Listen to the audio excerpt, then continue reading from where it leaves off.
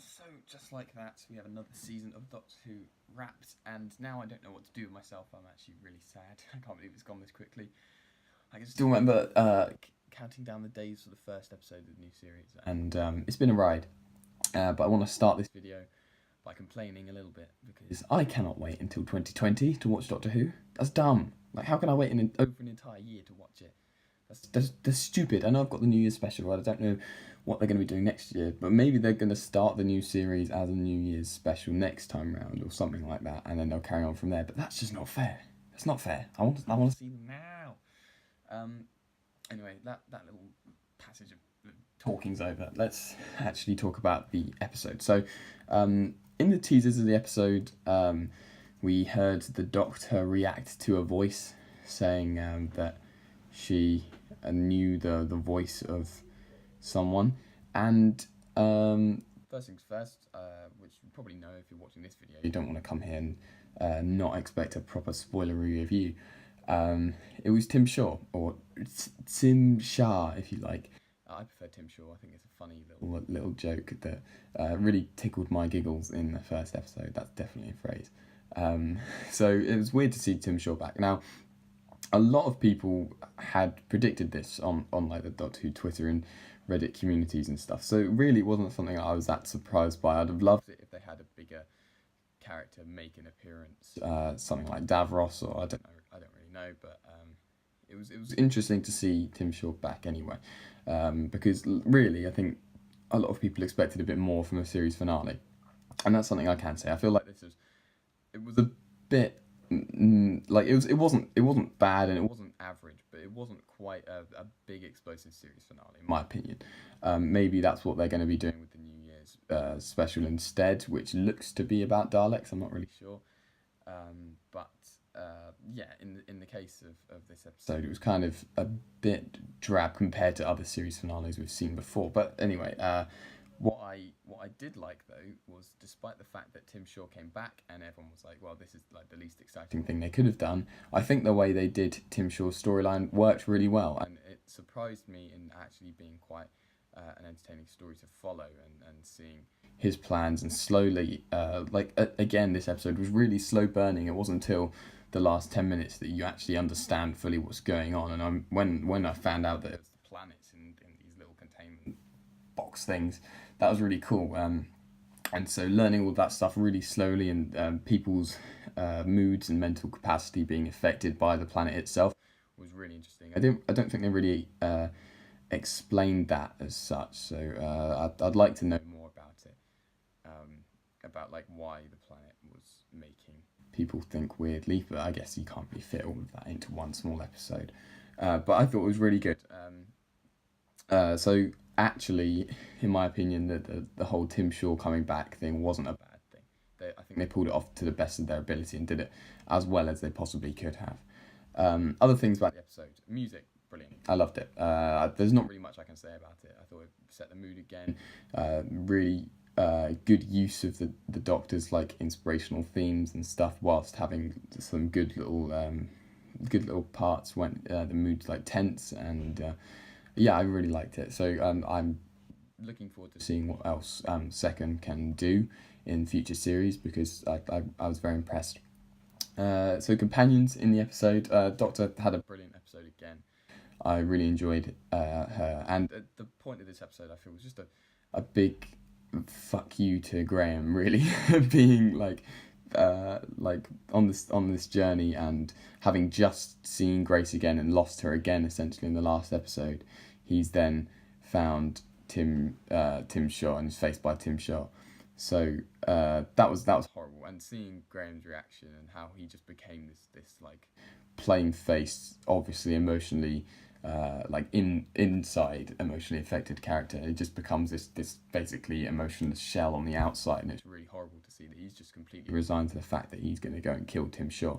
And the communication between the Doctor and Graham when this is kind of coming about was fantastic, and I really loved seeing that mood change. Graham in this episode was just brilliant, and I'm so glad he didn't die. I thought, honestly, Bradley Walsh has just done so well with this, just so well, and it's brilliant.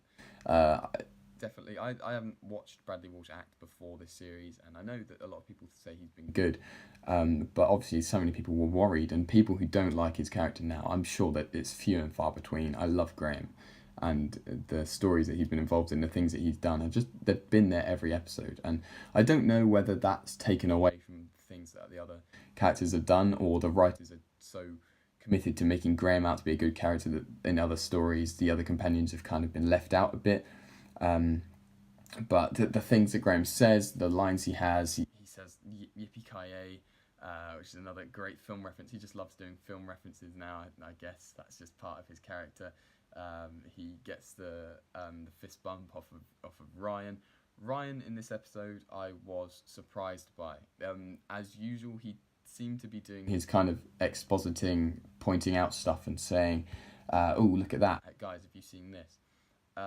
And that's a shame, because it just seems to be a trait that he's just there to do, and it really sucks. But that changed in the episode, and I was so happy to see him actually come out and do some really cool stuff, and being there trying to reason with Graham and doing the whole he's being the better man thing, calling him granddad, and showing that Grace wouldn't want this kind of thing to happen. Eventually leads to Graham making the right decision at the end. Ryan's being helpful to all of these people. He's actually having a big impact on the story, and I really enjoyed seeing Tosin Cole, because a lot of people don't seem to like him, and I don't know if that's the character or the actor, but I think he did well in this story, and he was written very well. Someone who wasn't written extremely well was Yaz, which we've seen too much this series. Demons of the Punjab is the only episode I can really remember Yaz having a big impact on. Obviously that was a story basically about Yaz's family, but I'd love to have seen her do more this episode, maybe even like being with Graham at parts. I thought that she interacted well with Mark Addy's character when they were together, but that was few and far between on the screen. And yeah, she did some stuff at the end, but it was more just bouncing off of the Doctor and the things that she said. So I'm hoping that in the future Yaz gets to do more, and I want there to be more balancing between the companions, because otherwise I feel like maybe 3's too much. Maybe have the 3 interchangeably in episodes, so there's like more of a this episode we'll see Graham and Yaz come out, whereas Ryan's at home doing something, and that kind of feel I think would be really good, and I think it could work. It would make the show a bit more diverse in the kind of topics it can bring up. It can lead to characters having to do things a different way, and like them saying, oh, this is how Ryan would do it, but I'm going to do it this way if Ryan wasn't there, and that kind of thing. I think that would be a really interesting way of looking at things. But I feel like Yaz was a bit lacking. Obviously not lacking completely, and not as lacking as we've seen with companions in other episodes, but I wish they'd done a bit more with her. But overall, I honestly enjoyed the episode. Obviously it wasn't the best one of the series, but I wouldn't say like it was anywhere near the worst.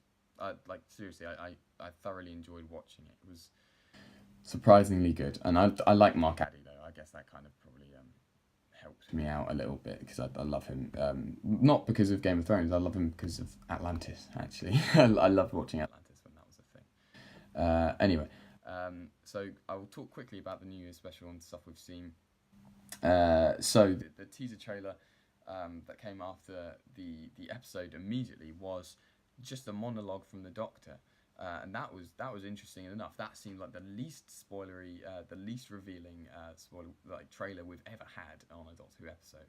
But then it was kind of ruined by the fact that immediately afterwards they then played a trailer for the series, for the special, and it looks really good. It looks like it's going to be like a Battle for Earth thing, and I'm hoping it will be similar. I think that the species is going to be a Dalek. That's why they couldn't say the name in the trailer. It's got to be.